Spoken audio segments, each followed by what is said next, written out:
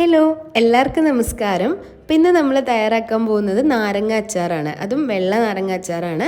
പോണ സദ്യയിലൊക്കെ നമുക്ക് സെർവ് ചെയ്യാൻ പറ്റുന്ന ഈസി റെസിപ്പിയാണ്. എങ്ങനെയാണ് തയ്യാറാക്കുന്നതെന്ന് നോക്കാം.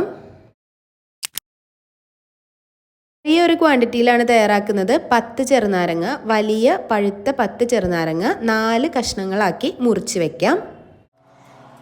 ചുവട് കട്ടിയുള്ള ഒരു പാൻ വെക്കുക. പാൻ ചൂടാകുമ്പോൾ അതിലേക്കൊരു 2-3 ടേബിൾ സ്പൂൺ വെളിച്ചെണ്ണ ഒഴിച്ചു കൊടുക്കുക, അല്ലെങ്കിൽ നല്ലെണ്ണ ഒഴിച്ചു കൊടുക്കാം. 1 ടീസ്പൂൺ കടുക് ചേർത്ത് കൊടുക്കാം. 1 ടീസ്പൂൺ ഉലുവ ചേർത്ത് കൊടുക്കാം. ചെറുതായി മുറിച്ച ഇഞ്ചി, വെളുത്തുള്ളി, പച്ചമുളക് ഒരു 4 എണ്ണം എടുത്തിട്ടുണ്ട്. വെളുത്തുള്ളി ഒരു 10 എണ്ണം എടുത്തിട്ടുണ്ട്. ഇഞ്ചി ഒരു ചെറിയ കഷ്ണത്തിലേക്ക് ഇത് ചേർത്ത് കൊടുക്കാം. ഇനി ഇതിലേക്ക് നാരങ്ങ ചേർത്ത് കൊടുക്കാം. നാരങ്ങ ചേർത്ത് കൊടുത്ത് ഇതുപോലെ ഒന്ന് ഇളക്കി കൊടുക്കാം.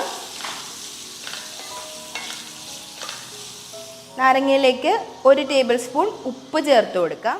1 ടേബിൾ സ്പൂൺ പഞ്ചസാര ചേർത്ത് കൊടുക്കാം. ഒന്ന് ഇളക്കി കൊടുക്കാം.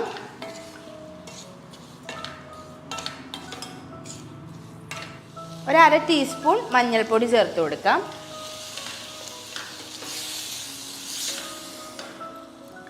എന്നിട്ട് ഇതങ്ങ് അടച്ച് വെക്കാം. ഒരു 10 മിനിറ്റ് ഇത് നന്നായി ഒന്ന് വെന്ത് കിട്ടണം. വെന്ത് കിട്ടുമ്പോൾ ഈ നാരങ്ങയിൽ നിന്നുള്ള വെള്ളം കൂടി ഇതിലേക്ക് ഇറങ്ങി കുറച്ചൊന്ന് ഗ്രേവി ആയിട്ട് വരും. അപ്പോൾ ഒരു 10 മിനിറ്റ് ഇങ്ങനെ വെച്ച് കൊടുത്താൽ ഇതുപോലെയാണ് ഉണ്ടാവുന്നത്.